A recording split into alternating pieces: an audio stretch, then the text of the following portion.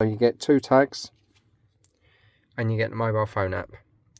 At the moment I've got the tag turned off, so up here you can see it says security activated. So if I try and start the vehicle,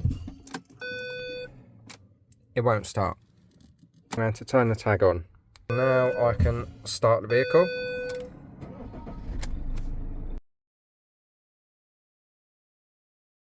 We are going to go on our app and we are going to go to the commands list. And you've got immobiliser unlock and immobiliser lock. So we want to lock the immobiliser so it stays on. And up the top you'll see it's got output 1 activated. I cannot start that vehicle. If we now remove the command, so we want to unlock the immobiliser.